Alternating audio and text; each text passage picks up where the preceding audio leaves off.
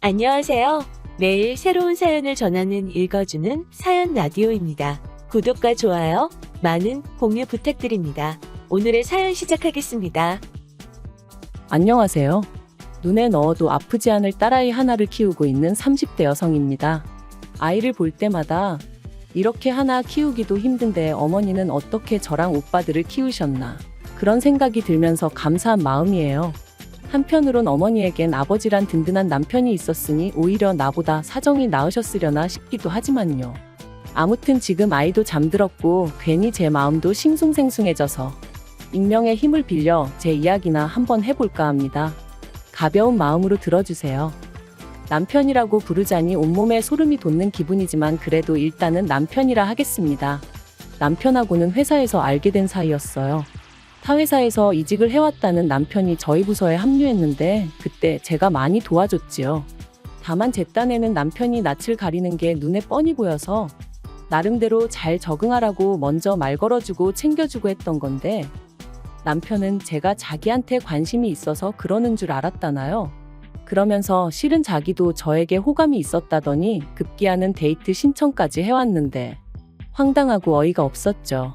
하지만 그렇다고 싫은 티를 내자니 괜히 어색해질 것 같기도 하고 그래서 나름대로 상황을 잘 무마시켜 보려고 데이트를 하게 되었습니다.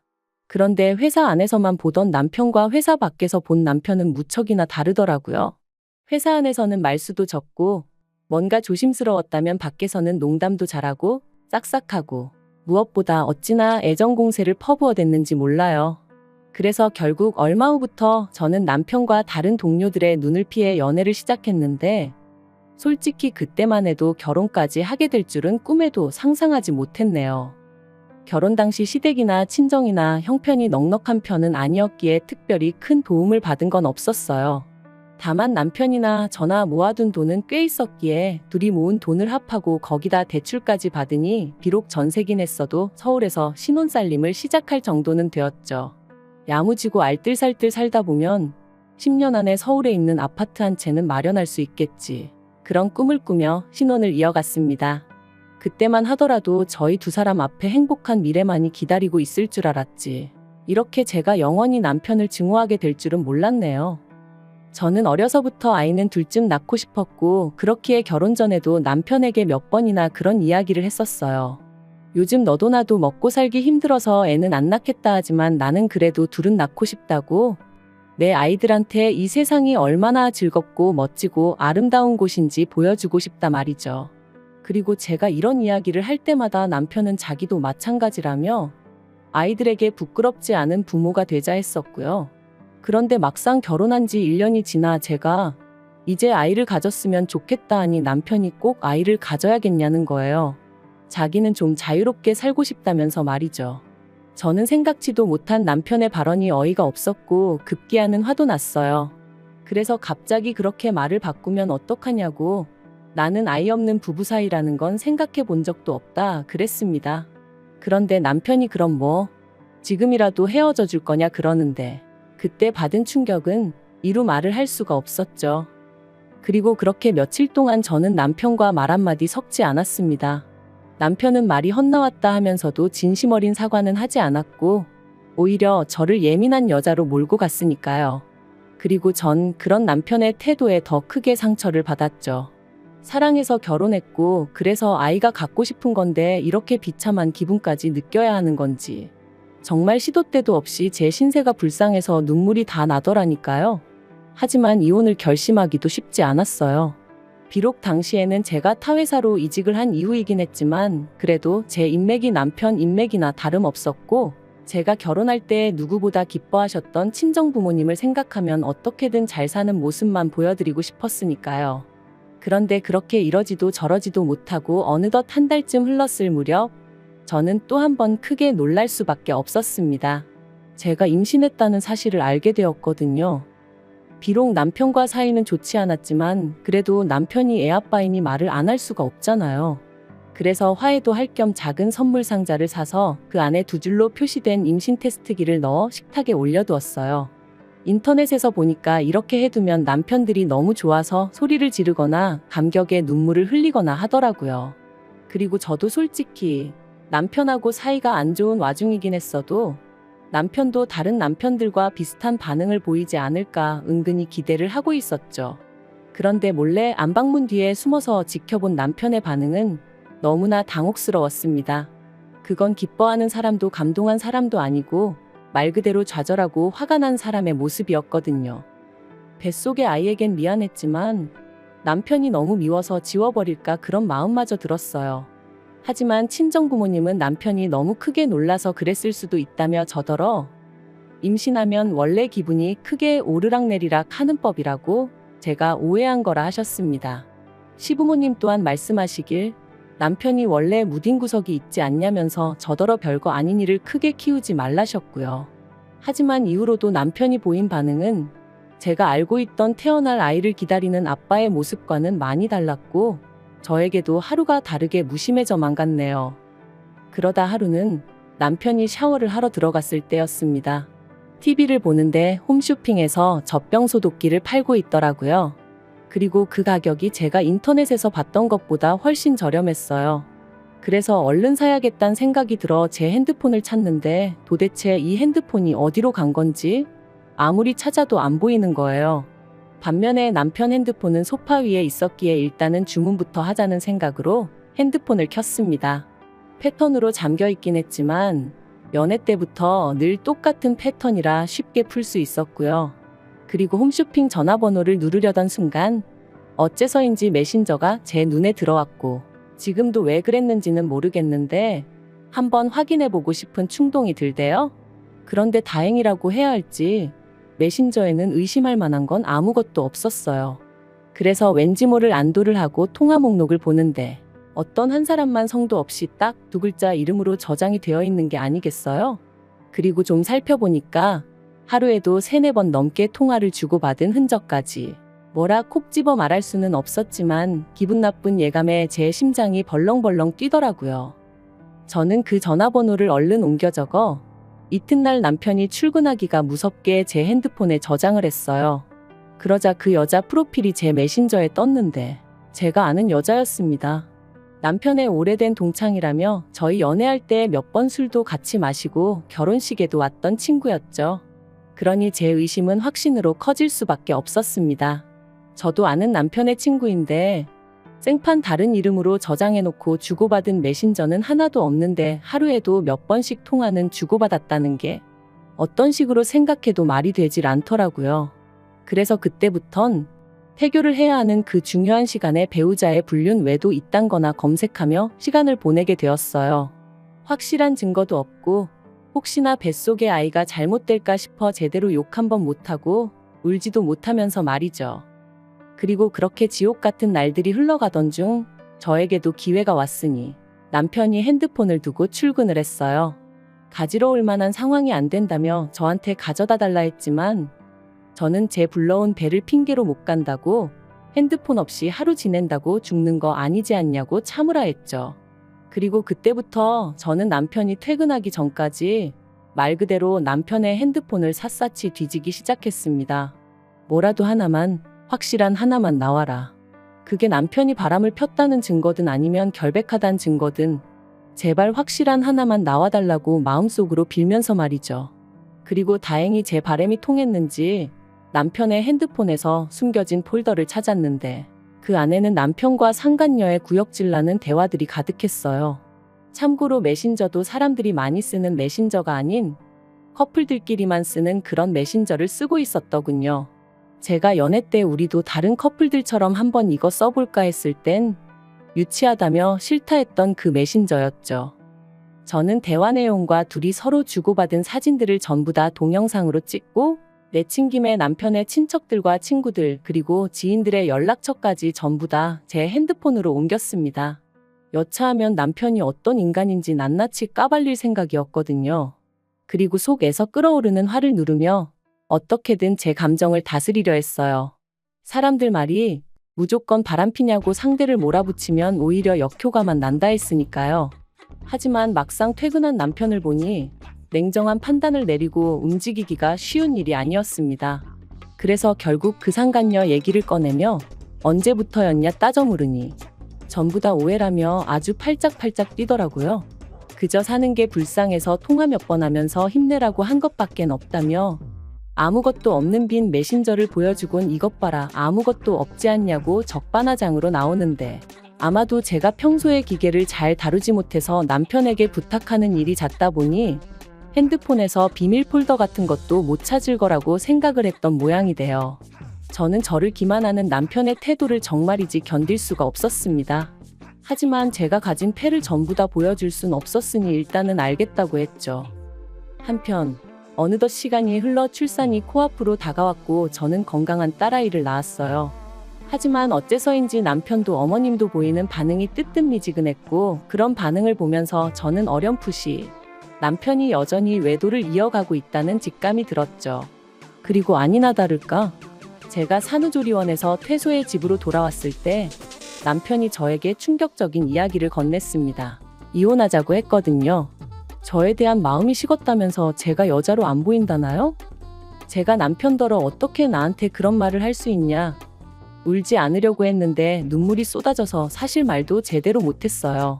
하지만 남편에게 내가 싫어도 우리 딸을 봐서 참고 살 순 없겠냐 뭐 그렇게 말했던 것 같아요. 그런데 남편이 솔직히 자기랑 어디 하나 닮은 것 같지도 않고 정이 안 간답니다. 저야 10달 품고 있기라도 했지만 자기는 애랑 시간을 보냈으면 얼마나 보냈다고 정이 가네 안 가네 소리를 하는 건지 어이가 없더라고요.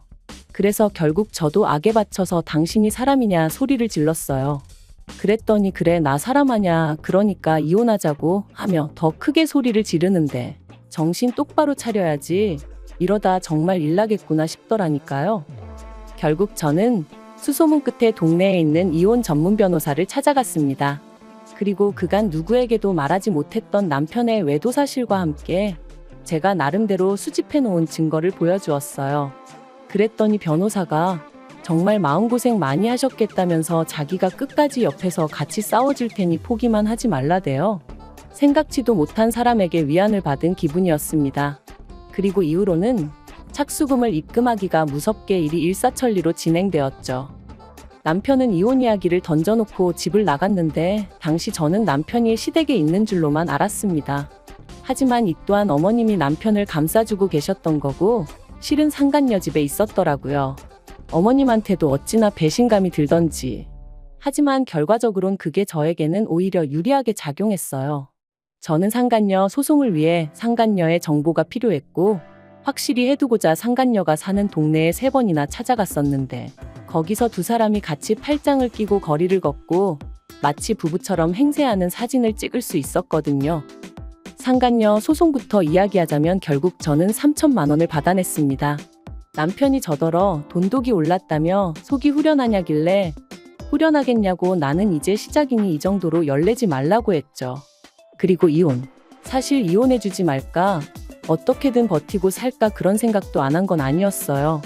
하지만 남편을 보면 속에서 구역질이 올라올 만큼 분노가 치밀었고 ATM이다 생각하고 살자니 얼마나 돈을 잘 벌어오는 것도 아닌데 그 돈 몇 푼 때문에 같이 살면서 스트레스를 받아야 하나 싶더라고요.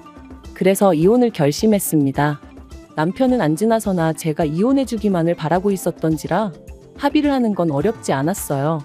저는 결혼할 때 제가 가져온 8천과 위자료 3천을 원했습니다. 변호사 말로는 결혼 기간이 짧아서 사실 3천을 받아낼 수 있을지는 모르겠다.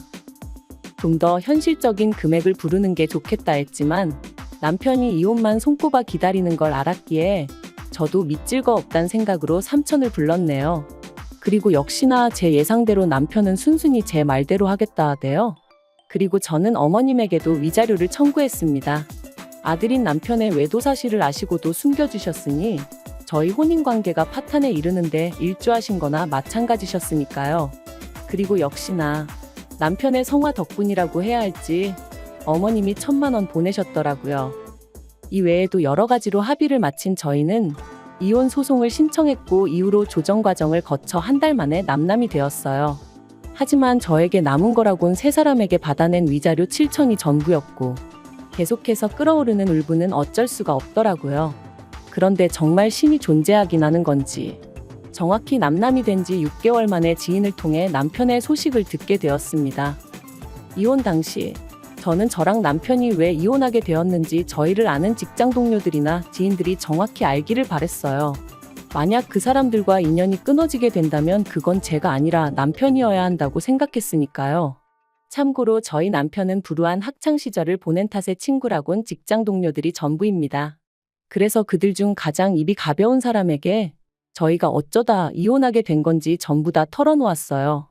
비밀로 해달라고 해도 어차피 말하고 다닐 게 분명했기에 꼭 비밀로 해달라고 신신당부도 했고요.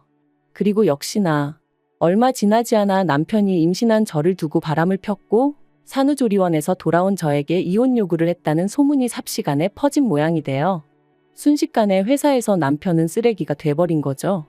그래서 남편이 회사를 관뒀다더군요. 하지만 거기서 끝이 아니었습니다. 저는 변호사의 자문을 구해 상간녀 남편에게도 상간녀와 제 남편의 외도 사실을 알렸고 상간녀 남편은 그동안 해외 주재원으로 파견을 나가 있었기에 전혀 눈치채지 못했었다더군요. 그리고 상간녀의 남편이 다시 제 남편을 상간남으로 고소하면서 남편이 그쪽에다 또 3천만 원을 물어주게 된 거죠. 남편이 저더러 정말 이렇게까지 해야겠냐더니 급기야 이후로는 시부모님은 물론이고 신우까지 전화로 사람을 아주 달달 볶아댔어요. 얼마나 더 괴롭혀야 속이 후련하겠냐면서요. 그래서 내 딸이 졸지에 아빠도 없이 크게 되었는데 내 눈에 뵈는 게 있겠냐 했습니다. 앞으로도 내가 할 수 있는 게 있으면 다 할 거니까 그런 줄만 알라면서 말이죠. 그리고 신우더러 아가씨도 상간남 여동생이라고 소문나기 싫으면 내 비위 거스르지 말라니까 그럼 명예훼손이니 뭐니 자기도 가만 안 있겠다대요. 그래서 해볼 테면 해보자고 그랬죠. 막말로 제가 더 무서울 게 뭐가 있었겠어요. 그리고 그렇게 이혼한 지 1년이 되던 작년 겨울 어머님이 연락을 해오셨어요. 사실 어머님 전화번호는 아예 삭제를 해버렸던 탓에 실수로 전화를 받게 된 거였죠. 어머님께서 잘 지냈냐 하시더니 하나밖에 없는 손녀 돌도 못 챙겨준 게 내심 마음에 걸리셔서 연락을 하셨답니다. 황당해서 신경 쓰지 않으셔도 된다고 했어요. 그랬더니 그러지 말고 당신 이야기 좀 들어보라 하시더니 너도 이제 자식 낳아 키워보니 알겠지. 부모 입장에선 자식이 무슨 짓을 하든 감싸고 돌 수밖에 없다 그러시는 거예요. 어이가 없어서 자식이 잘못된 길로 빠지면 못 가게 하는 게 부모 역할이지 무조건 오냐오냐 해주는 게 무슨 부모냐 쏘아붙였습니다. 그리고는 그런 이야기 이제 와서 저한테 왜 하시냐 듣고 싶지 않으니 그만하시라니까. 남편이 저랑 이혼하고 폐인이 되었다면서 반성 많이 한 것 같다고 저더러 한 번만 기회를 줄 수 없겠냐는 거예요. 어이가 없어서 기회는 무슨 기회냐고 말도 안 되는 소리 하신다 했습니다. 제가 죽어서 썩어 문드러지더라도 남편을 용서할 일은 없을 거라고요. 그리고 혹시나 저희 딸아이를 핑계로 어머님 아버님 혹은 남편이 제 앞에 나타나는 일은 없게 해달라고 했어요.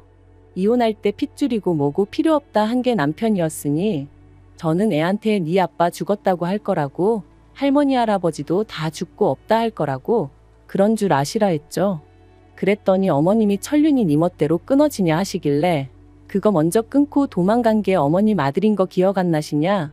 조심하셔라 그러다 또 어떤 엑스한테 눈 돌아가서 그땐 어머님하고도 연 끊는다 하고도 남을 작자다 그래버렸네요. 그리고 지금 오늘 이렇게 과거를 다시 곱씹다 보니 누군가 저에게 그러더라고요. 그래도 아이 아빠인데 남자가 순간 한눈 좀 팔 수도 있는 건데 참고 기다리지 그랬냐고요. 비온 뒤에 땅이 더 굳어지는 법이라면서 말이죠. 하지만 그건 자기가 겪어보지 않아서 그래요. 믿음과 신뢰를 저버리고 쾌락만 쫓는 사람이 무슨 애한테 좋은 본보기가 되어주겠어요? 아무튼 오늘로써 다시 한번 과거는 훌을 털어버리고 아이와 저 두 사람의 행복한 앞날을 꿈꾸며 한 걸음 한 걸음 나아가 볼게요. 긴 이야기 들어주셔서 감사합니다. 오늘의 사연은 여기까지입니다. 구독과 좋아요, 알람 설정해주시면 앞으로 더 좋은 사연으로 찾아오겠습니다. 감사합니다. 안녕하세요. 매일 새로운 사연을 전하는 읽어주는 사연 라디오입니다. 구독과 좋아요, 많은 공유 부탁드립니다. 오늘의 사연 시작하겠습니다. 안녕하세요.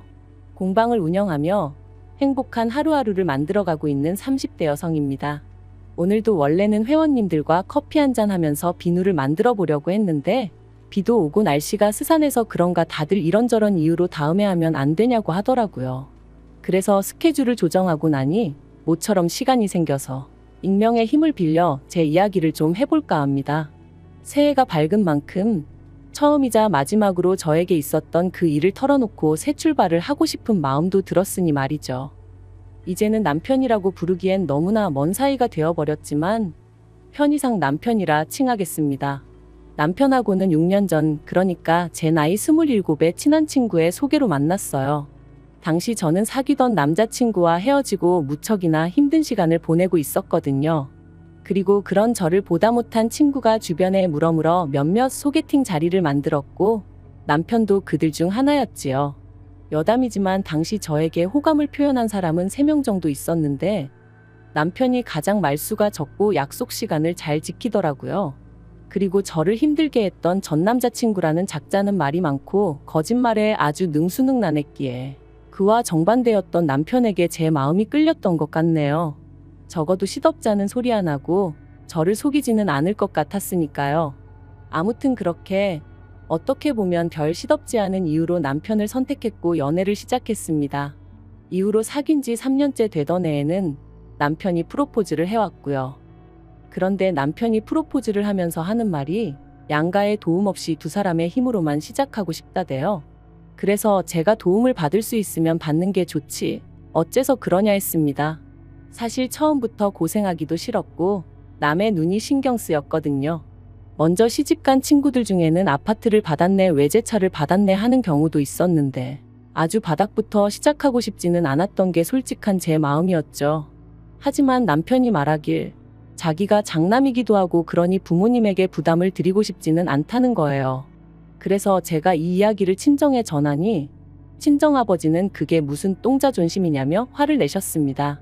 그리고는 자식이 안 받는다고 해도 부모 마음이란 게 그런 게 아니라면서 아마 결혼 이야기 나오면 그쪽에서 먼저 얼마라도 해줄 거라 들 테니 저더러 걱정 말라 하시더라고요. 그런데 이게 웬걸, 상견례 자리에서도 시부모님은 돈에 관련돼서는 한마디도 없으시대요. 그저 고장난 로봇처럼 다 큰 애들이 좋아서 한다는데 알아서 할 거란 소리만 하셨으니까요.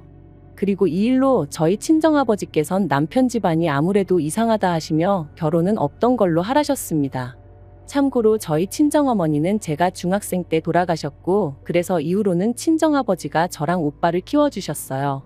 특히나 저는 둘째고 딸이다 보니 불면 날아갈 듯 아주 애지중지 키워주셨죠. 그러니 제가 제대로 된 대접도 못 받고 시집을 가는 것 같아 무척 속상해 하셨던 거예요.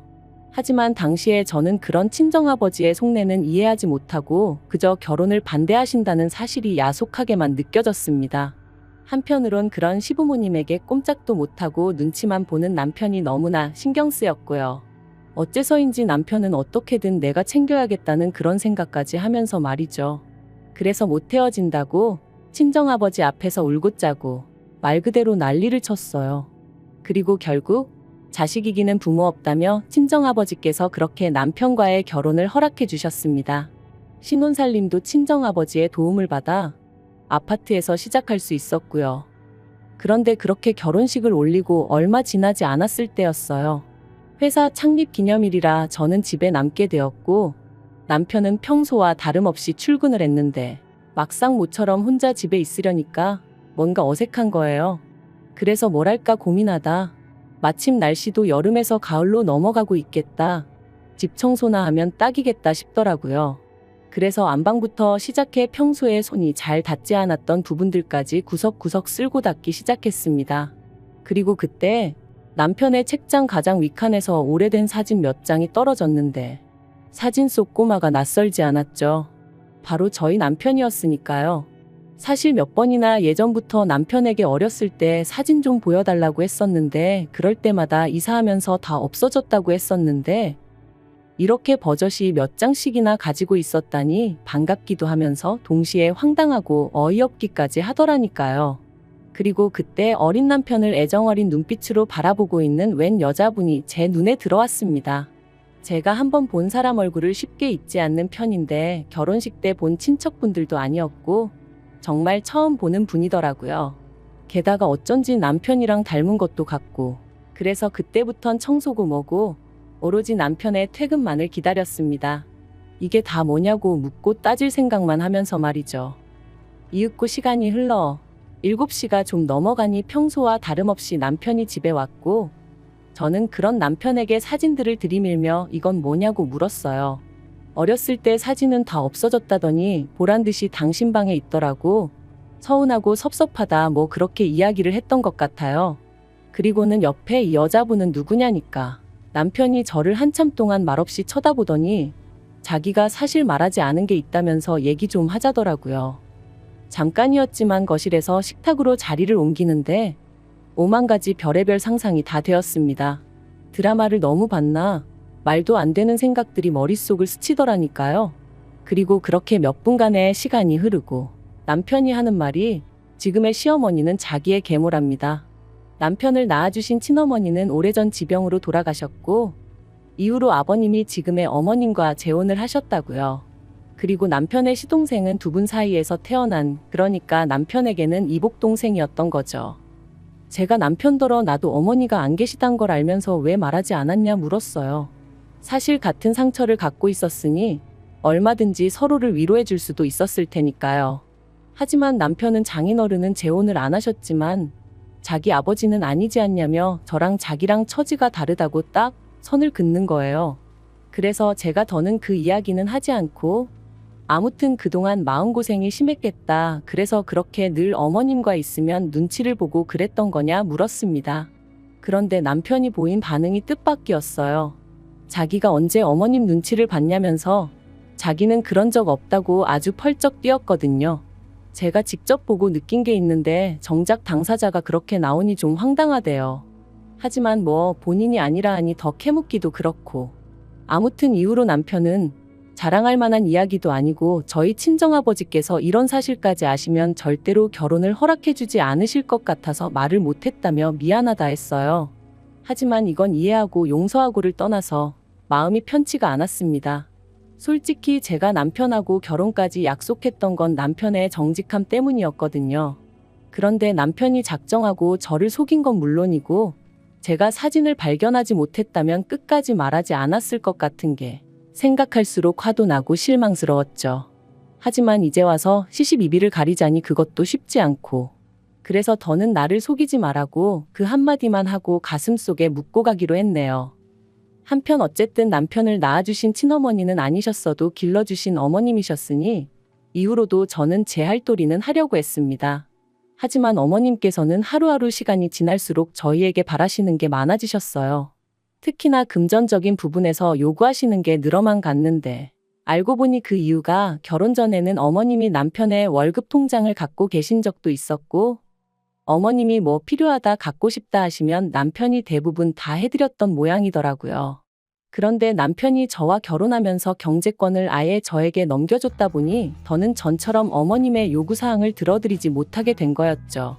참고로 경제권을 제가 가져오게 된 건 결혼 허락받고 전세집을 구하는 과정에서 남편이 모아둔 돈이 형편없이 적다는 사실을 알게 되면서였어요. 제가 그렇게 직장 생활하면서 번 돈을 도대체 다 어디다 썼냐 물으니 모른다고만 해댔고 그러니 경제권을 제가 안 가져올 수가 없었네요. 아무튼 결국 이 일로 저는 남편과 결혼한 지 1년 만에 어머님과 크게 부딪히게 되었습니다. 어머님께서 남편이 비록 저랑 결혼하긴 했어도 여전히 당신 아들이라 하시며 남편 통장을 내놓으라 하셨거든요. 당신이 월급 관리를 해줄 테니 저더러 생활비를 타서 쓰라면서 말해요. 그리고 저는 그게 말이 되냐? 절대 못 드린다 하고 버텼어요. 그렇게 남편 주머니 사정이 걱정되시는 거면 결혼하기 전에 좀 챙겨주시지 그러셨냐고 지금은 제가 있으니 안 해주셔도 된다, 관심 끄셔도 된다 쏘아붙였죠. 그랬더니 나중엔 아버님까지 나서셔서는 어디 며느리가 시어머니 말에 토를 다냐 하시며 저를 꾸짖으셨는데 솔직히 두 분 다 제 눈에는 그저 추하고 탐욕스러워 보일 뿐이었습니다. 하지만 더욱 저를 힘들게 했던 건 남편이 보인 반응이었어요. 남편이 돈 몇 푼 때문에 부모님 마음을 상하게 해야겠냐면서 일단은 통장 드리고 나중에 부모님 마음이 풀리면 그때 다시 받아오면 되지 않겠냐는 한심한 소리나 해댔으니까요. 그리고 이후로도 제가 남편을 지켜본 결과 남편은 어머님 아버님, 특히나 그 중에서도 어머님에게 어떻게든 인정을 받고 싶은 욕구가 있어 보였습니다. 이렇게 표현하자면 뭐하지만 어떤 의미로는 짝사랑을 하는 남학생 같았다고 해야 할까요? 어떻게 하면 어머님 마음을 상하지 않게 할까? 어떻게 하면 어머님이 더 좋아하실까? 하지만 어머님이 남편을 대하는 태도는 시동생을 대하는 태도와 비교하면 정말 하늘과 땅 차이였거든요. 가령 온 가족이 모여 식사를 할 때도 남편 앞에는 온통 김치에 나물 반찬, 밥도 어떨 땐 누른밥. 하지만 시동생 밥은 늘 윤기가 잘잘 흐르고 그 앞에는 불고기며 뭐며 누가 봐도 메인 메뉴다 싶은 게 놓여 있었죠. 그래서 한 번은 제가 그 불고기 접시를 가져다 저희 남편 앞에 옮겨놨어요. 그랬더니 대번에 어머님이 저더러 뭐하는 짓이냐고 짜증을 내시길래 저희 남편도 불고기 좋아한다고 했죠. 그러자 어머님이 남편더러 너 이거 좋아하냐고 물으셨는데 남편이 대번에 자긴 안 먹어도 된다면서 저더러 괜히 왜 오바하냐 그러더라니까요. 그리고 이후로도 이와 비슷한 일은 몇 번이나 있었고 그럴 때마다 오로지 어머님 기분만을 살피는 남편을 보고 있자니 안쓰럽고 한편으론 섭섭한 생각에 제 속만 까맣게 타들어갔네요. 하지만 그럼에도 불구하고 저는 그런 남편을 어떻게든 지켜주고 싶었어요. 남편에게 진짜 가족이 뭔지 알려주고 싶었죠. 하지만 남편은 끝까지 제 마음을 알아주지 않았는데 재작년 여름이었습니다. 모처럼 고향에서 열리는 동창회에 다녀오신다며 친정아버지께서 1박 2일로 여행을 떠나셨어요. 평소라면 차를 가져가셨을 테지만 그날은 어째서인지 고속버스를 타고 가신다 하셨죠. 그런데 이튿날 이제 곧 버스 탄다는 통화를 마지막으로 세상을 떠나셨습니다. 운전기사가 졸음운전을 하다 그만 중앙분리대를 들이받았고 그대로 반대편에서 오는 덤프트럭과 부딪혔다나요? 뉴스에도 나왔을 정도로 큰 사고였고 저도 친정오빠도 제정신이 아니었어요. 평소에도 누구보다 건강관리에 힘쓰시던 아버지셨기에 그렇게 허무하게 세상을 떠나실 거라곤 꿈에도 생각해 본 적이 없었으니까요. 솔직히 그때 일을 다시 떠올리기란 지금도 너무 괴로울 뿐입니다. 아버지 장례식까지 시간이 어떻게 흘러간 건지 무척이나 슬펐다는 것 말고는 다른 건 아무것도 떠오르지 않을 정도로요. 어느덧 장례가 마무리되고 친정오빠가 나서서 아버지 사망신고부터 시작해서 법적인 부분을 정리해 주었어요. 그리고 오빠와 제가 아버지 재산을 반반씩 물려받게 되었는데 보험금까지 더해지면서 거진 7억 가까이 되는 큰 돈을 받게 되었더라고요. 저는 이 일을 마음 같아선 남편에게조차 비밀로 하고 싶었습니다. 하지만 그게 마음먹은 대로 쉬운 일은 아니었어요. 그래서 남편에게 당신만 알고 있고 시부모님이나 시동생에게는 꼭 비밀로 하라고 신신당부를 했는데 설마 했더니 역시나 지켜지지 않았습니다. 남편이 알게 되고 일주일도 지나지 않아 어머님이 연락을 해오셨거든요. 그것도 처음 들어보는 세상 다정한 목소리로 말해요. 어머님은 이제껏 며느리랑 데이트 한번 못 해봤다는 너스레를 떠시며 저더러 만나자 하셨습니다. 그런데 막상 카페에 도착하니 그 자리엔 어머님만 나와 계신 게 아니었어요. 아버님도 시동생도 그리고 심지어 남편까지 나와 있었거든요. 어머님은 단도직입적으로 이야기하겠다 하시더니 사돈이 재산을 꽤 많이 남기셨다 들었다며 저더러 앞으로 그 돈으로 뭘 할 거냐 물으셨습니다. 저는 아무것도 안 할 거라고 대답했고요. 실제로 당시엔 돈이고 뭐고 계획을 세우고 그럴 만한 마음의 여유도 없었던 게 사실이었죠. 그런데 제 말뜻을 어머님은 어떻게 이해를 하신 건지 그럼 잘 되었다 하시면서 그중 3억을 당신한테 달라셨습니다. 어이가 없어서 왜 그러시냐고 물으니 시동생 장가도 가야 하고 당신들 사는 아파트도 너무 낡아서 이사를 갈까 하신다나요? 황당해서 그러니까 그 돈을 왜 저한테 달라시냐고 물었어요. 그랬더니 어머님이 남편을 쳐다보시면서 그러면 맏며느리가 돼서는 이 집에 돈 필요한 사람이 이렇게 많은데 그 큰 돈을 쥐고 모른 척 할 거냐는 거예요. 그리고 그런 어머님의 말씀이 끝나기가 무섭게 남편이 저를 바라보면서 저더러 저답지 않게 왜 그러냐고 가족끼리 돕고 살아야지 그러는데 제가 남편더러 이게 가족끼리 돕는 것 같이 보이냐 되물었어요. 지금 어머님 눈에는 당신은 호구로 보이고 나는 그 호구 마누라로 보이니까 저러시는 거라고 덧붙이면서요. 그랬더니 남편이 저더러 말 조심하라대요. 제가 더 들을 것도 없다고 먼저 일어나겠다 했습니다. 그리고는 자리에서 일어나는데 순간 어머님이 저더러 지 애비 목숨값이라 아깝다 이거지? 그러시더라고요. 아무리 저희 친정아버지가 돌아가셨다지만 지 애비는 뭐고 목숨값은 뭐란 말인가요? 순간 저도 눈이 뒤집어져서는 말이라고 아무렇게나 짓거리지 마시라 해버렸어요. 그랬더니 순식간에 남편이 제 뺨을 때렸습니다. 카페 안에 있던 사람들이 짝 소리를 듣고는 놀라서 저희를 바라보곤 웅성웅성 거리더라고요. 그리고 저도 더는 참을 수가 없어서 똑같이 남편 뺨을 때렸습니다. 마음 같아선 어머님 뺨을 날리고 싶었지만 보는 눈이 많아서 차마 그럴 순 없었네요. 그리고는 어머님께 구걸을 하러 나오셨으면 미안한 척이라도 하셔야지 그게 무슨 태도냐 했죠. 그랬더니 어머님이 남편더러 너는 배알도 없냐시며 저런 거랑 계속 살 거냐고, 네가 저거랑 계속 산다 하면 나는 너를 안 보고 살겠다 그러시는 거예요. 평소에 어머님이 매번 시동생만 챙기시고 남편은 무시하시는 게 꼴보기 싫어서 제가 더더욱 남편을 살뜰히 챙겼던 게 사실이에요. 그러니 아마도 어머님은 제가 남편을 엄청나게 좋아한다고 생각하셨던 모양입니다. 남편 없이는 못 산다 그렇게 오해를 하셨는지도 모르겠어요.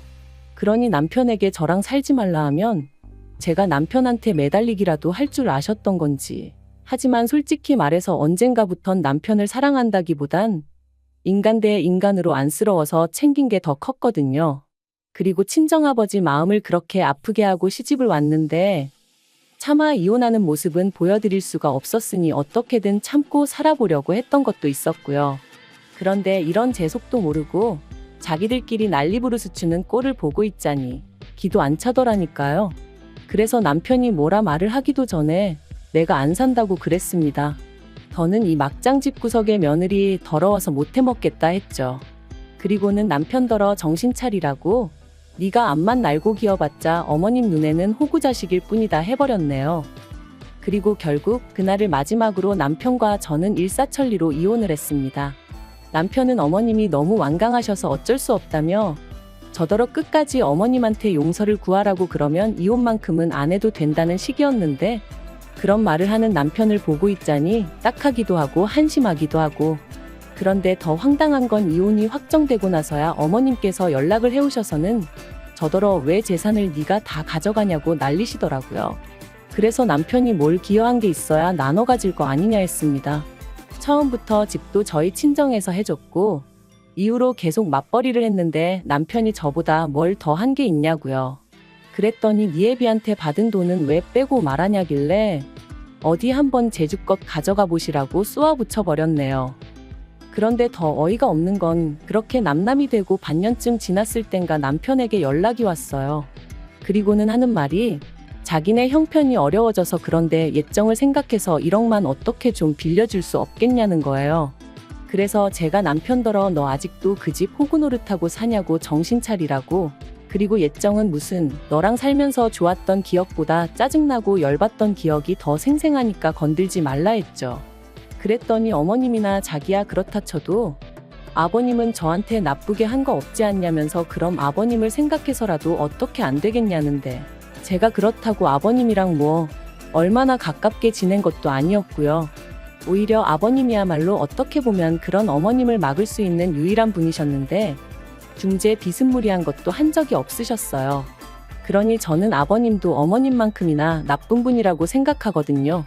그래서 남편더러 쓸데없는 소리 하지 말고 다시는 이런 걸로 연락하지 말라 했네요. 그리고 저는 아버지가 남겨주신 재산을 어떻게 하면 의미 있게 쓸 수 있을까 오랫동안 고민하다가 그간 힘들게 지냈던 게 억울하기도 하고 그래서 제 나름대로 삶의 여유와 행복을 찾고자 공방을 열었습니다. 어려서부터 손으로 조물조물 뭘 만들고 그러는 걸 좋아했는데 아버지 말씀으론 제가 돌아가신 어머니를 닮아서 그런 것 같다고 하셨거든요. 그래서 공방 일을 할 때면 그리운 부모님과 같이 있는 기분이 들기도 해요. 한편 다행히도 오픈 직후부터 지인들의 입소문 덕분에 회원들이 조금씩 늘어서 저 하나 먹고 살 만큼은 벌고 있어요. 이만하면 하늘에 계신 부모님도 저를 보고 크게 걱정은 안 하시겠죠? 이제 지난 과거는 잊고 앞으로 제가 만들어갈 행복만 생각하며 살겠습니다. 긴 이야기 들어주셔서 감사합니다. 오늘의 사연은 여기까지입니다. 구독과 좋아요, 알람 설정해주시면 앞으로 더 좋은 사연으로 찾아오겠습니다. 감사합니다. 안녕하세요. 매일 새로운 사연을 전하는 읽어주는 사연 라디오입니다. 구독과 좋아요, 많은 공유 부탁드립니다. 오늘의 사연 시작하겠습니다. 안녕하세요. 결혼한 지 4년 차의 30대 여성이에요. 제가 원래 제 이야기를 잘하는 편이 아니다 보니 어떻게 시작해야 하나 싶은데 사실 오늘 친구랑 만나서 커피 한잔하며 수다 좀 떨려고 했는데 친구가 몸이 안 좋아 못 나오겠다고 하더라고요. 저는 이미 집에서 나왔는데 말이죠. 다시 들어가자니 모처럼 차려입고 나온 게 아깝기도 하고 그래서 집에서 조금 떨어진 곳에 있는 조용한 카페에 왔어요. 그리고 뭘 할까 고민하다 이렇게 익명의 힘을 빌려 얼마 전까지 어머님과 겪었던 갈등을 한번 적어볼까 해요. 지금은 어느 정도 상황이 정리되었긴 하지만요. 아무튼 가벼운 마음으로 들어주시면 감사하겠습니다. 이렇게 말하면 좀 철없게 들릴 것도 같은데 20대 때는 당연히 30대에는 결혼해 있을 줄 알았고 30이 넘은 직후에도 마음만 먹으면 금방이고 할 수 있을 줄 알았어요. 그런데 34이 넘어가고 주변을 둘러보니 어느새 대부분의 친구들은 다 결혼했고 심지어 아이도 한둘은 있는 거예요. 그리고 그제서야 제가 너무 안일했구나 싶으면서 그때부턴 빨리 결혼해야겠다는 마음으로 소개팅을 하기 시작했는데 인연을 만난다는 게 밀린 숙제하듯 몰아서 한다고 되는 일이 아니더라고요. 그래서 결국 1년 정도 지난 후에는 한마디로 에라 모르겠다 어떻게든 되겠지 하고 마음을 접으려고 했거든요. 그런데 딱 그 시기에 아는 언니가 자기 후배라며 한번 만나보라고 지금의 남편을 소개시켜주대요. 정말 괜찮은 사람이라고 자기를 한번 믿어보라며 말이죠. 그래서 마지막이다 생각하고 나간 자리였습니다. 그리고 참 웃긴 게 그때는 이미 제가 결혼에 대해서는 열정이랄까 그런 게 어느 정도 식은 상황이었다 보니 첫 만남인데도 불구하고 긴장이 된다거나 그런 게 없더라고요. 말도 술술 잘 나오고 그리고 남편이 말하길 자기도 원래 낯을 꾀가리는 성격이라 걱정이 많았는데 제가 너무 편하게 대해주니까 좋았다나요? 아무튼 첫 만남이 그렇게 된 거였고 이후로는 누가 먼저랄 것 없이 연락을 주고받다가 자연스럽게 연인 사이로 발전하게 되었죠. 둘 다 나이가 적지 않다 보니 확신이 있는데 못하러 시간을 끄냐며 알게 된 지 1년 3개월 만에 결혼도 했고요. 하지만 남편과의 결혼 생활은 생각만큼 쉽지만은 않았습니다. 그건 바로 끝도 없이 무언가를 바라시는 시부모님과 그런 시부모님께 딱 잘라 입장을 밝히지 못하는 남편의 우유부단한 성격 때문이었죠. 일단 저는 결혼 전에 시부모님하고는 딱 2번 만난 게 전부였어요. 그리고 그 2번마저도 처음 결혼 허락을 받기 위해 시댁에 인사를 드리러 갔던 날과 상견례 날이었다 보니 솔직히 시부모님이 어떤 분들인지 파악할 여유 따위는 없었거든요. 그런데 막상 식을 올리고 나니까 시부모님과 친정부모님은 왜 이렇게 다른 건지 사실 경제적인 부분이라던가 그런 것만 놓고 보자면 시댁이나 친정이나 큰 차이는 없었거든요.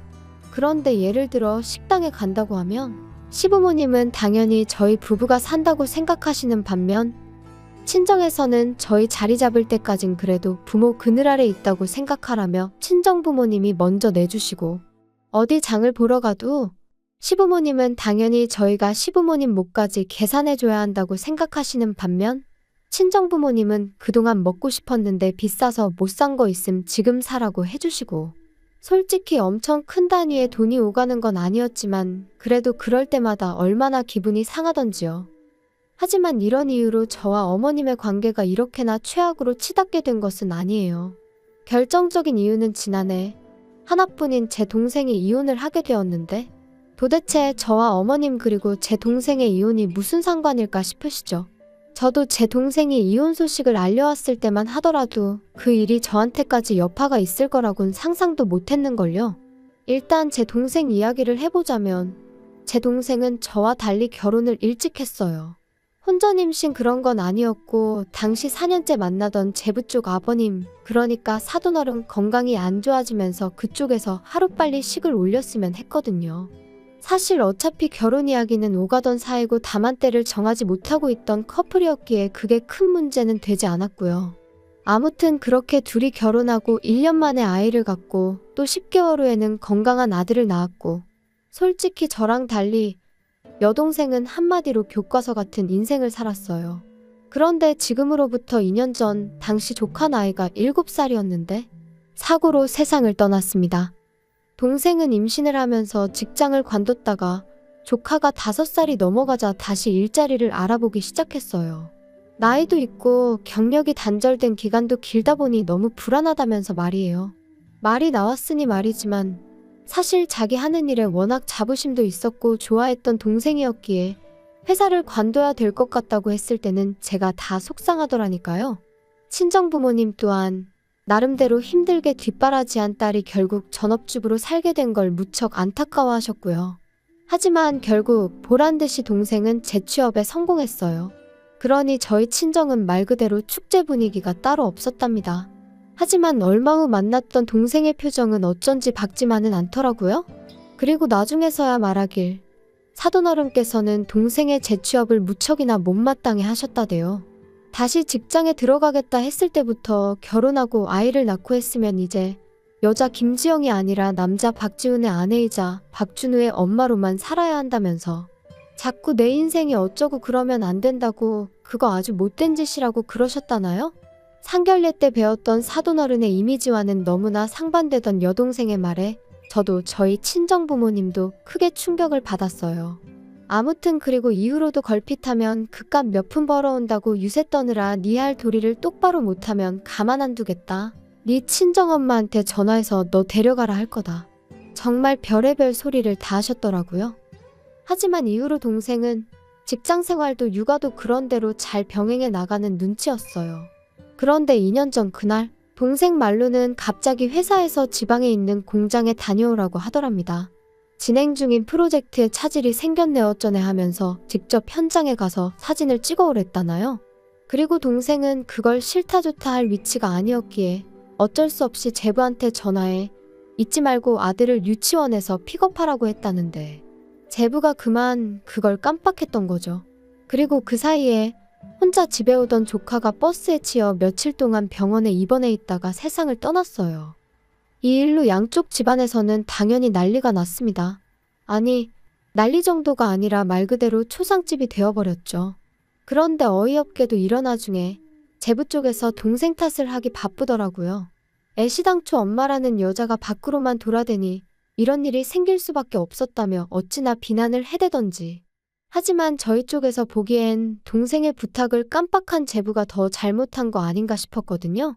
그리고 막말로 조카는 제 동생 혼자 낳았냐고요.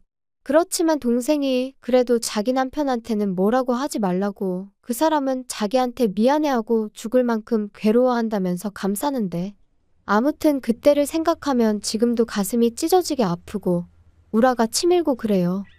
그리고 결국 그렇게 시달리던 동생이 제부한테 이혼하자 했어요. 같이 있으면 애가 더 생각나고 결국 당신도 미워지고 서로가 더 불행해지는 것 같다면서 제부한테 제발 놓아달라고 그랬다대요.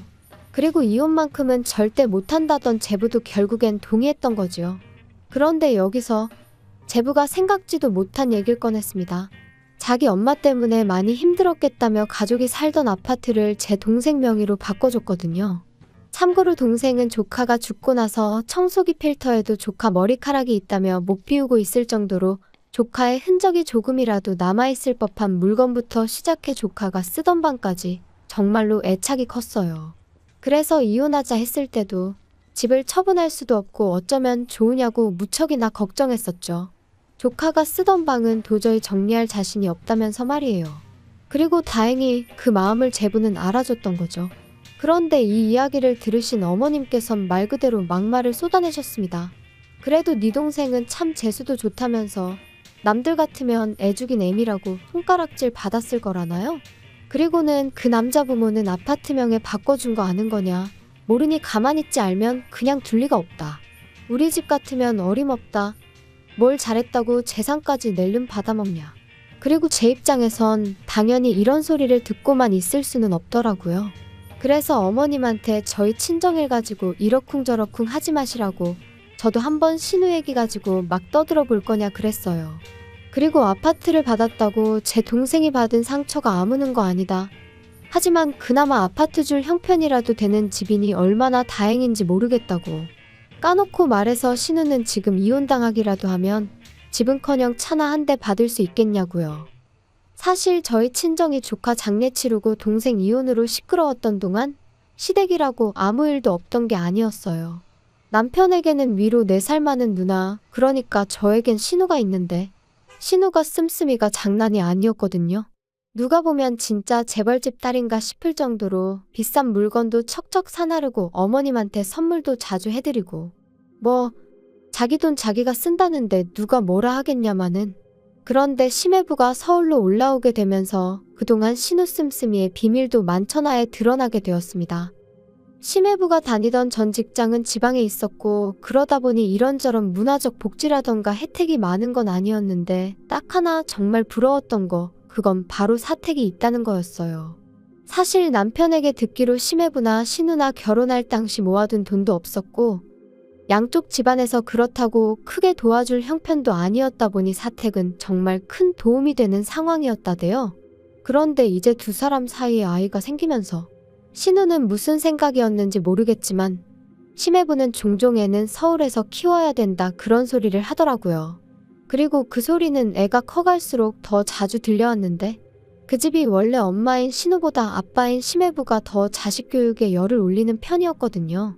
아무튼 그래서 심해부가 서울에 올라오고 싶은가 보다 올라오겠구나 싶더니 기어이 서울에 있는 회사로 이직에 성공했다면서 2달 안에 이사를 온다는 거예요. 그리고는 신우더러 그동안 모아놓은 돈에 대출받아 전세라도 구하게 알아보라 했던 건데 문제는 심해부의 생각과 달리 신우는 한 푼도 모아놓지 않고 그동안 심해부가 벌어다 준 돈을 다 써버렸던 거였죠. 신우는 자기 이러다 이혼당한다며 하루가 멀다 하고 어머님한테 연락을 해대는 눈치였어요. 그리고 그렇게 어머님이 내리받은 스트레스는 고스란히 저희 남편한테 전달되어졌죠. 어머님께선 이러다 네 누나 이혼당하면 어쩔 거냐고, 가만히 보고만 있을 거냐, 네 누나가 얼마나 너한테 잘했냐 하시며 남편을 들들 볶으셨는데 사실 신우가 얼마나 저희한테 잘해준 건 없어요. 저는 싫다고 필요 없다고 하는데도 자기가 쓰다 질려버린 명품백을 준다던가 심해부가 안 입는다며 비싼 옷을 남편에게 가져다주는 일이 몇 번 있긴 했지만 솔직히 고맙기는커녕 부담스럽고 짐스러워서 돌려준 지 오래였으니까요. 아무튼 이런 식으로 몇 번 통화가 오가더니 하루는 어쩐 일로 어머님이 남편이 아닌 저한테 연락을 해오셨어요. 그리고는 당신 아들하고는 대화가 안 통한다며 저랑 얘기를 하셔야겠다 하시더니 정말로 저희 집에 오셨습니다. 그리고 사람이 직감이라는 게 있으니까 잘은 몰라도 제가 듣고 싶은 소리는 아니겠구나 싶대요. 그래서 솔직히 뭔진 몰라도 일단 무조건 거절하겠다는 마음으로 어머님과 마주 앉았는데 어머님 말씀은 제 예상을 훨씬 뛰어넘는 것이었어요. 제 동생 이야기를 꺼내시면서 거기서 동생이 혼자 살지 않냐 하시더니 그러지 말고 그 집을 신우한테 잠깐이라도 내주면 안 되겠냐 하셨거든요. 어차피 제 동생은 이참에 친정에 가 있게 하라는 나름대로 대안까지 제시하시면서 말이죠. 어이가 없어서 제가 그게 말이 되냐 제발 상식선에서 얘기 좀 하시라고 화를 냈어요. 제 동생이 그냥 혼자 그 집에 살고 있는 게 아니고 상황이 상황인지라 그러고 있는 건데 하지만 이후로도 저는 도무지 화를 삭힐 수가 없어서 도대체 사람이 어떤 식으로 뒤틀리면 생각을 그런 식으로 할 수 있는 거냐고 따졌습니다. 그랬더니 어머님이 말씀하시길 죽은 사람 바짓가랭이 붙들고 늘어진다고 돌아오는 거 아니라면서 산 사람이라도 제대로 살아야 하지 않겠냐. 제 동생에게 있었던 일은 안타깝지만 신우까지 네 동생처럼 살았으면 좋겠는 건 아닐 거 아니냐. 네가 나서서 도와주지 않으면 네 신우 이혼당하게 생겼다. 저는 어머님한테 한마디만 더 하시라고 그럼 그땐 저도 가만 안 있겠다 했어요. 제 동생 일은 말 그대로 사고였지만 신우가 그렇게 생각 없이 돈 써댄 건 자기가 작정하고 한 일이니 비교할 바가 못 된다고. 그리고는 어머님도 신우한테 그렇게 받아쓰실 때 이런 날이 올 거 생각 못 하셨냐 받아쳤죠. 그랬더니 어머님이 지금 제가 당신을 취조하는 거냐며 소리를 지르시곤 아무튼 제 동생한테 말 잘하랍니다. 안 그러면 신우가 이혼당하기 전에 저부터 남편, 그러니까 어머님 아들하고 이혼하게 만들겠다면서 말이죠. 기도 안 차고 어이없는 어머님의 말씀에 신우한테 전화를 걸었어요. 왜냐하면 저는 적어도 어머님의 억지가 어머님 혼자만의 시나리오인지 아니면 신우랑 혹은 제 남편까지 같이 이야기가 된 건지 궁금했거든요. 이후로 몇 번의 신호음이 울리고 신우가 전화를 받았습니다. 안부를 묻는다던가 떠본다던가 그러고 싶은 마음도 아니었기에 단도직입적으로 물었어요. 어머님이 제 동생 집을 형님한테 내주라고 막무가내로 나오시던데 어떻게 생각하시냐고요? 그랬더니 신우가 말 나왔으니 자기도 한마디 하겠다면서. 요즘 저출산이라고 뉴스에서 매일 나오는 거 알지? 그러니까 나처럼 애 키우는 사람들이 존중받는 사회가 되어야 돼. 더 좋은 환경에 있어야 되고 사회적인 배려가 필요하다니까? 그리고 우리 엄마나 내가 올케한테 바라는 것도 별거 없어. 솔직히 올케 동생은 이제 애도 없고 집만 차지하고 있는 거잖아. 그거 사회적으로 되게 안 좋은 거다. 땅도 좁은데 왜 혼자서 그렇게 넓은 데를 차지하고 있냐 이거지. 이기적인 거 아니야? 그리고 내가 키우는 내 아들은 나만의 아들이 아니고 우리 모두의 아들이라니까? 나중에 내 아들이 자라서 세금 내고 하면 그걸로 우리가 받아 쓰는 거니까. 올케 동생도 마찬가지고. 그러니까 소중하게 돌봐줘야 하는데 살 집 하나 못 구해서 내가 이혼이라도 하게 되면 안 되지 않겠어? 무슨 개소리를 그렇게 정성스럽게 논리적인 척 하는지 정말 못 들어주겠더라고요. 그래서 제가 신우더러 형님 이야기 듣고 있으니 형님이 얼마나 멍청하고 뻔뻔한지 그건 확실히 알겠다면서 이혼하는 게 낫겠다고 했어요. 이혼하고 애는 심해부 혼자 키우는 게 애한테 훨씬 도움이 되겠다고요. 형님 같은 사람들 때문에 멀쩡한 애엄마들이 싸잡아서 욕을 먹는 거라고.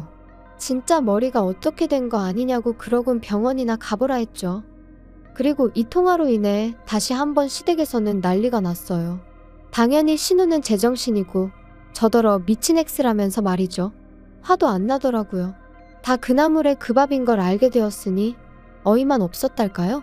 그리고 다행이라고 해야 할지 이런 와중에 저희 남편은 그래도 제 편이었어요. 아니 솔직히 말하자면 제 편이라기보다는 적어도 어머님이나 신우 편은 안 들더라고요.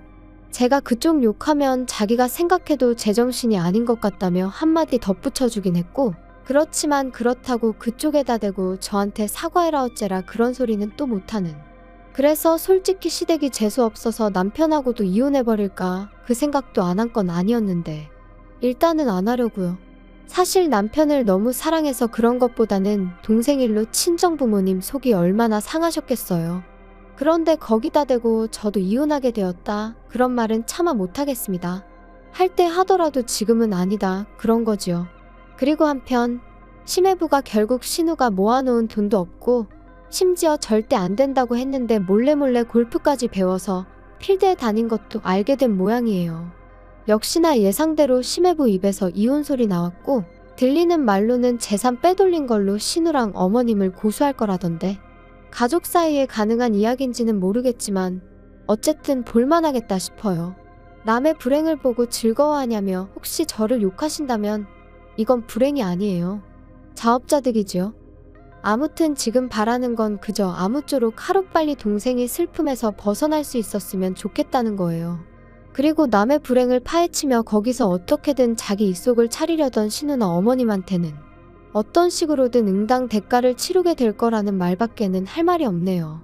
물론 동생하고 신우를 보고 있자니 사람이 착하게 산다고 늘 좋은 일만 있는 것도 아니고 못되게 산다고 늘 안 좋은 일만 있는 것 같지도 않다는 거지만요. 그래도 물론 결국 착하게 사는 게 정답이겠지요? 제 생활은 둘에 비하면 그다지 유별날 것도 없고 평범한 듯하니 불평불만 없이 감사하는 마음으로 살아야 하는 건지 아무튼 생각이 많아지는 요즘입니다. 긴 이야기 들어주셔서 감사합니다. 오늘의 사연은 여기까지입니다. 구독과 좋아요, 알람 설정해주시면 앞으로 더 좋은 사연으로 찾아오겠습니다. 감사합니다. 안녕하세요. 매일 새로운 사연을 전하는 읽어주는 사연 라디오입니다. 구독과 좋아요, 많은 공유 부탁드립니다. 오늘의 사연 시작하겠습니다. 안녕하세요. 친정을 무시하는 남편과 이혼한 30대 여성입니다. 결혼한 지 2년 만에 이런 이유로 이혼했다 하면 사람들이 결혼 전에는 몰랐냐, 남자에 미쳐도 단단히 미쳤었냐 하던데 결코 그런 건 아니었어요. 연애 기간이 7년이었고 그동안 남편이 저한테 워낙 잘했기 때문에 심성이 곱고 다정한 사람인 줄로만 알았죠. 그래서 말하기 힘든 제 가정사도 남편한테 전부 다 털어놓았던 거고요. 그리고 그런 제 이야기를 듣고 남편이 개의치 않는 눈치였기에 결혼 후 그렇게 달라질 줄은 상상도 못했습니다. 하지만 열길 물속은 알아도 한길 사람 속은 모른다더니 그 말이 참이었네요. 남편하고는 대학교에서 동아리 활동을 하며 알게 되었는데 그때는 그저 좋은 선후배 사이로만 지냈습니다. 당시 제가 연애에 별 관심이 없었거든요. 하지만 졸업을 앞두고 있던 어느 날 남편에게 연락이 왔어요. 저에게 할 이야기가 있다며 한번 봤으면 좋겠다고요. 평소에는 그런 일이 없었기에 좀 의아하긴 했지만 딱히 거절할 이유도 생각나지 않아서 만나기로 했죠. 그리고 그렇게 만난 자리에서 남편이 자기가 곰곰이 생각해봤는데 아무래도 절 좋아하는 것 같다며 한번 만나보지 않겠냐대요. 좀 당황스러워서 생각할 시간을 달라고 했어요. 그리고는 바로 집으로 들어와 어머니에게 이야기하니 싫은 게 아니라면 한번 만나보면 어떻겠냐는 거예요. 제가 마마걸은 아니지만 평소에 자주 어머니 조언을 구하는 편이었거든요. 아무튼 그래서 결혼하자는 것도 아닌데 아니다 싶으면 헤어진다는 마음으로 만나보자 했어요. 제 나이 겨우 25이었으니 연애하다 헤어지는 게 흠이 될 것 같지도 않았으니까요. 연애하는 동안 남편하고는 크게 문제없이 잘 지냈어요. 선후배로 지낼 때랑 다르게 남녀로 만나니까 남편이 생각보다 고집도 세고 보수적인 면도 있다는 걸 알게 됐지만 그게 저희 연애에 큰 걸림돌이 되지는 않았죠. 어쨌든 저한테만큼은 오히려 더 다정하고 자상해졌으니까요. 특히나 제가 직장생활 4년 만에 건강상의 이유로 잠깐 쉬어야 했던 시기가 있었는데 그때 남자친구가 얼마나 든든한 버팀목이 되어줬는지 몰라요. 저 콧바람 쐬게 해준다고 분위기 좋은 식당부터 시작해서 여기저기 많이도 데리고 다녔고요. 그래서 남자친구 덕분에 4개월 만에 슬럼프를 극복하고 더 좋은 직장에서 새 출발도 할 수 있었습니다. 하지만 그런 남자친구에게 그때까지도 저는 말하지 못한 비밀이 하나 있었는데 사실 숨기려고 숨긴 건 아니었어요. 오히려 깊이 생각하지 못해서 이야기를 못했는데 나중엔 타이밍을 놓친 듯해서 털어놓을 기회를 잡기가 어려웠던 거죠. 그건 바로 제 어머니에 관한 것이었습니다. 제 어머니는 저를 낳아주신 분이 아니라 길러주신 분이었어요.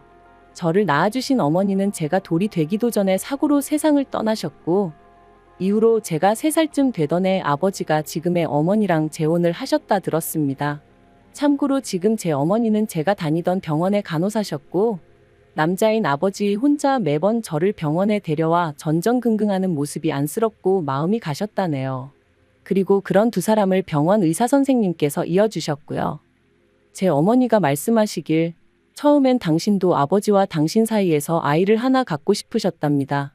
하지만 어린 나이에도 불구하고 조금씩 어머니 눈치를 살피는 저를 보면서 저한테 동생이 생기는 게 저한테 정말 좋은 일일까 싶었고 결국 고민 끝에 저를 위해서 갖지 않기로 하셨다는 거예요. 저한테만 완전한 사랑을 주고 싶으셨다고요. 그리고 그런 사연을 알게 되었을 때 저는 진심으로 어머니께 감사할 수밖에 없었습니다. 실제로 저는 어머니가 제 친어머니가 아니라는 걸 중학교 2학년 사춘기로 예민하던 시기에 알게 되었는데 그럼에도 불구하고 그동안 어머니가 얼마나 저에게 잘해주셨었는지 서운한 기억은 하나도 떠오르지 않았거든요. 그래서 이후로도 어머니와 제 사이는 달라진 게 없었어요. 오히려 더 가까워졌죠. 하지만 이런 시시콜콜한 제 이야기를 남편에게는 하지 않았었어요. 연애 초반에는 초반이니까 굳이 할 필요를 느끼지 못했고 중반에는 해야지 하면서도 어느샌가 까먹고 그러다 보니 그런데 직장을 옮기고 결혼 이야기가 조금씩 나오기 시작하니까 말을 하긴 해야겠다 싶대요. 그래서 제가 먼저 남편에게 우리 부모님을 소개하고 싶다고 했어요. 참고로 그때까지도 양가의 왕래는 한 적이 없었습니다. 남편이 진작부터 저를 시부모님께 인사시키고 싶어 하긴 했지만 그렇게 오가다가도 헤어지는 친구들을 몇몇 봤었고 그게 그렇게 좋아 보이진 않았거든요. 그래서 매번 정중히 거절하곤 했었죠. 그런데 그러던 제가 먼저 남편에게 저희 부모님과 만나보겠냐 하니 남편은 뜻밖이다 싶으면서도 기뻐하는 눈치였어요. 남편이 처음 저희 집에 왔던 날 어머니께서 정말 상다리가 부러질 만큼 근사한 한상을 차려주셨습니다. 그리고 남편도 그런 상차림을 보고는 입이 떡 벌어져서 벌써부터 사랑받는 사위가 된 것 같다며 너스레를 떨더라고요. 이후로 식사 내내 화기애애한 분위기가 이어졌지요. 그런데 식사가 끝나갈 무렵 남편이 먼저 저를 보고 저희 부모님을 한번 보고 그러더니 하는 말이 저는 도대체 누굴 닮은 거냐대요. 제 얼굴에서 저희 부모님하고 닮은 구석을 찾을 수가 없다면서. 그리고 그 순간 느낌상 남편은 웃자고 하는 얘기 같았는데 잠깐의 정적이 흘렀습니다. 그래서 제가 남편더러 나는 돌아가신 어머니를 닮았다고 덤덤하게 말했어요. 그랬더니 남편이 순간 무슨 뜻이냐는 표정으로 절 보길래 지금 앞에 앉아 계신 어머니는 나를 3살 때부터 키워주신 어머니라고 털어놓았죠. 그리고 속상하게도 저희 어머니께선 당신이 무슨 죄를 지은 것도 아닌데 고개를 푹 숙이시곤 그때를 생각하면 지금도 괜히 가슴 한켠이 욱신욱신거립니다. 사실 남편이 어떤 반응을 보일지 매번 이 순간을 상상할 때마다 조마조마했어요. 화를 낸다거나 저를 동정하면 어떻게 반응해야 하나 싶었으니까요. 그런데 남편이 보여준 반응은 뜻밖이었습니다. 그러냐 하더니 어머님이 대단하시네요. 고생 많이 하셨겠어요 하고 말았거든요.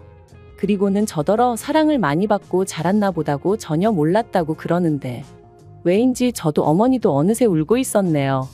그러자 아버지도 남편도 왜 우냐며 자기가 뭐 실수했냐 하고 아무튼 결국 분위기는 괜찮게 마무리되었어요. 저희 부모님이 남편더러 또 놀러오라 하시며 차비하라고 용돈도 챙겨주셨고요. 그리고 이후로 결혼식까지 모든 게 착착 진행되어 갔습니다. 양가에서 별다른 잡음 없이 저희 의견을 존중해 주셔서 할 건 하고 생략할 건 생략해서 식을 올렸죠. 그래서 앞으로 남편과 제 결혼 생활에는 꽃길만 있겠구나 싶었어요. 하지만 이후로 펼쳐진 결혼 생활은 제가 예상한 것과는 너무나도 달랐습니다. 특히나 남편이 보여준 태도는 도무지 이해할 수가 없었죠. 결혼하고 한 달 좀 지나서 집들이를 준비하던 때였어요.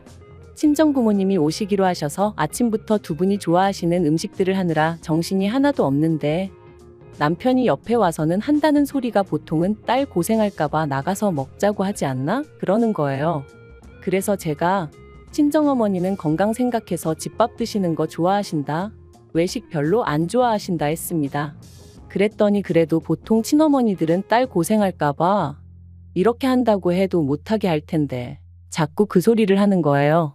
결국 듣다 못한 제가 나도 음식하는 거 좋아하고 그래서 괜찮아. 부모님이 맛있게 드셔주시면 좋지 하고 넘겼죠. 그런데 어이없는 건 막상 시부모님 모시고 집들이 할 때는 제가 야근도 있고 해서 몇 가지만 집에서 하고 몇 가진 배달시키면 좋겠다니까 그런 게 어딨냐고 짜증을 내더라고요. 친정부모님한테는 그렇게 해드리고 시부모님한테는 안 해주냐면서요. 그래서 제가 그러면 이번만큼은 당신도 좀 도우라 했어요.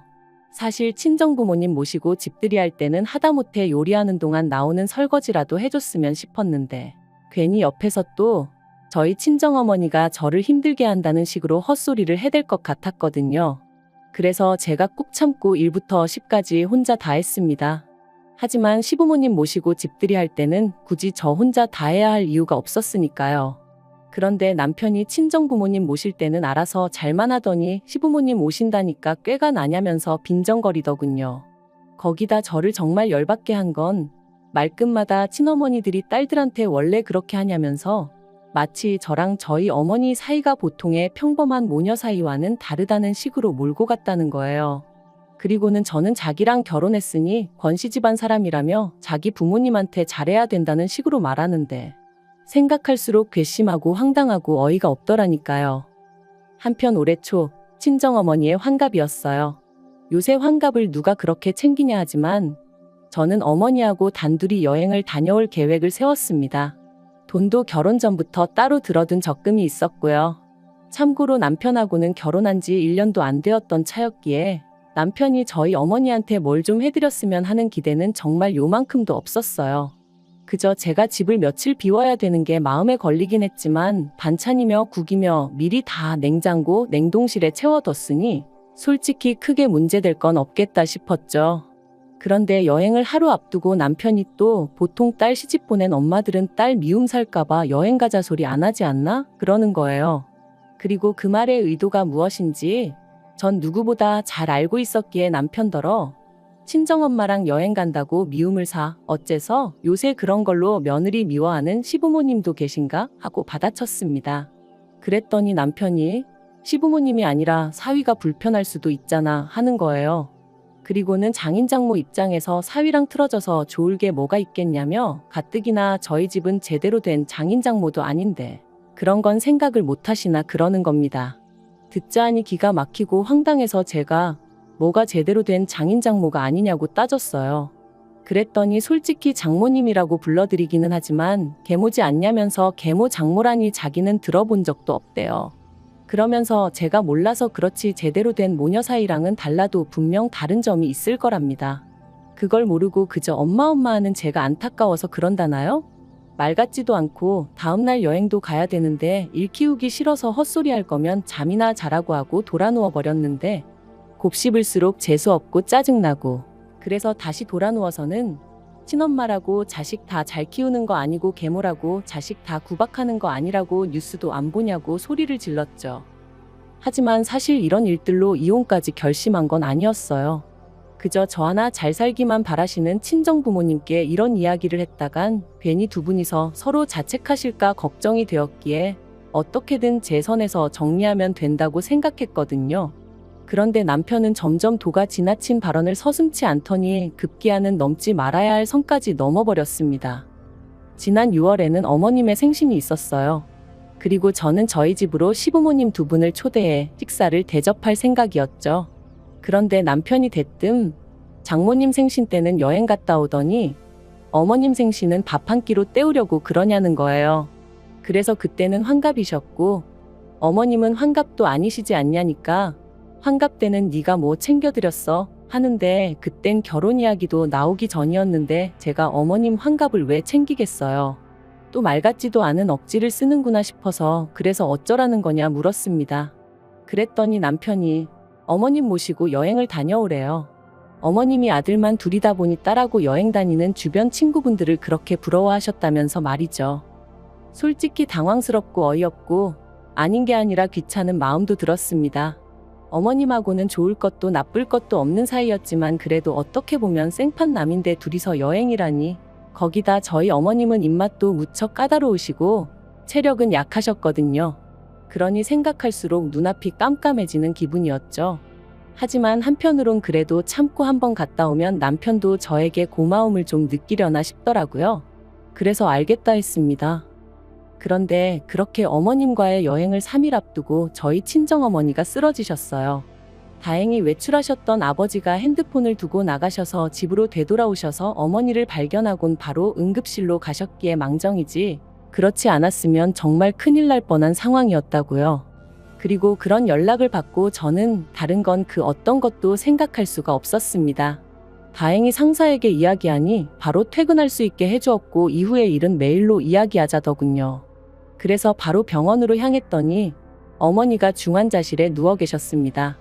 늘 손만 뻗으면 닿을 거리에서 누구보다 밝은 얼굴로 저를 맞아주시던 어머니셨는데 그렇게 누워 계시는 모습을 보니 고비는 넘기셨다고 해도 그런 말들과는 별개로 왠지 모를 두려움에 심장은 벌렁거리고 손발이 덜덜 떨렸죠. 어느 정도 상황이 정리가 되고서야 저는 남편에게 전화를 걸었습니다. 남편에게 어머니가 쓰러지셨다는 말과 함께 당분간 내가 친정과 병원을 오가며 지내야 할 것 같다고 했죠. 그런데 남편이 한숨을 쉬더니 쓰러지셔도 꼭 이런 때 쓰러지시냐 그러는 거예요. 순간 제 귀를 의심했습니다. 괜찮으시냐? 내가 가봐야 하는 거 아니냐 당연히 그런 말이 나올 줄 알았으니까요. 하지만 거기서 끝이 아니었어요. 남편이 그래도 여행은 가야 된다고 어머님 실망시키면 자기도 가만히 있지 않을 거라고 했거든요. 어이가 없어서 나더러 지금 이런 와중에 어머님이랑 여행을 가라는 게 말이 되냐 했습니다. 그랬더니 어머님 실망하실 건 생각 안 하냐면서 저더러 왜 자꾸 남한테 공을 들이냐는 거예요. 어머님이야 제가 남편이랑 이혼하지 않는 한 평생 한 가족으로 지낼 사이지만 저랑 저희 친정어머니는 막말로 친정아버지 돌아가시면 생판남이나 다름없는데 왜 쓸데없이 거기다 시간 쏟고 정성 쏟고 그러냐면서 옆에서 보기 딱하다나요? 결국 남편의 마지막 말에 저는 더는 화를 참을 수가 없었습니다. 그래서 남편더러 누가 당신하고 평생 살겠다고 했냐고 쏘아붙였어요. 그리고는 키워준 은혜도 못 갚게 하는 당신 같은 사람하고는 소름 끼쳐서 하루도 더는 같이 못 살겠다. 이혼하자 했습니다. 그랬더니 남편이 자기가 뭐 틀린 말 했냐면서 자기가 속이 상해서 그러는 거래요. 친정아버지가 돌아가시고 나면 분명히 틀어질 사이인데 그때 상처받을 제가 안쓰러워서 미리 조심시키는 거라나요? 그러면서 잘 생각해보라고. 진짜 친어머니 같았으면 시집간 딸 시댁에서 미움받을까 걱정돼서 시시콜콜한 이유로 딸한테 연락하고 안 그런답니다. 오죽하면 딸 가진 죄인이란 말이 있겠냐면서요. 그런데 자기가 보면 제 친정어머니는 제가 시댁에서 미움을 받건 말건 그런 건 신경도 안 쓰는 것 같다며 그건 저를 진짜 사랑하는 게 아니라나요? 어이가 없어서 제가 남편더러 당신이야말로 아내를 진짜 사랑하는 남편 같지가 않다 했습니다. 남편이 아내를 진짜 사랑하면 처갓집 말뚝에다 절을 한다는데 당신은 한 게 뭐가 있느냐고. 말은 안 했지만 친정어머니는 100번 양보해서 의붓 어머니라 싫어서 그렇다 치더라도 그럼 뭐 친정아버지한테는 얼마나 잘했냐고 따졌죠. 막말로 자기가 뭐 장인어른 생신이라고 전화라도 한 통 한 적 없거든요. 그랬더니 남편이 세상에 그런 걸 챙기는 사위가 어딨냐면서 우겨대는데 그동안 내가 알던 사람이 이런 사람이었나 싶을 정도로 앞뒤가 꽉 막힌 정신 나간 인간이 따로 없더라니까요. 그래서 결국 제가 말을 말자고 그냥 깔끔하게 이쯤에서 헤어지자 했습니다.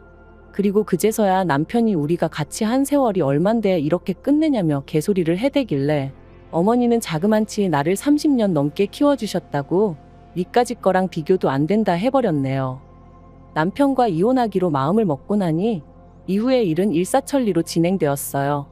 다만 처음부터 친정부모님께 솔직한 이유는 말씀드리지 못했고 성격 차이라고만 둘러댔기에 친정부모님은 결혼 생활이란 게 원래 처음부터 다 잘 맞을 수는 없다 하시며 서로 양보하고 맞춰가며 살아야 한다고 어떻게든 저를 설득하려 드셨죠. 하지만 그것도 남편이 저희 집 앞으로 찾아와서는 저희 친정부모님께 죄송하다, 이혼만은 안 하고 싶다며 구구절절 떠들어대는 바람에 친정부모님이 진짜 이유를 알게 되셨고 친정어머니가 당신 때문에 제가 이혼하는 거냐며 그러지 말라셨는데 그렇게 슬픈 표정을 하신 어머니는 처음이었어요. 그리고 그런 어머니의 표정을 볼수록 저는 남편과 헤어지고 제대로 된 행복을 찾아야겠다고 결심하게 되었죠. 그리고 결국 저를 설득하지 못한 남편은 순순히 협의 이혼에 응해주었습니다. 다만 마지막에 덧붙이기를 언제든지 생각이 바뀌면 자기한테 연락하래요. 자기가 받아주겠다고요. 어이가 없어서 그런 일은 없을 테니 꿈 깨라 했어요. 세상에서 그 누구보다 큰 사랑을 주신 친정어머니가 저런 인간 입에서 몇 번이나 오르내리게 한 사실이 지금도 죄송할 뿐입니다.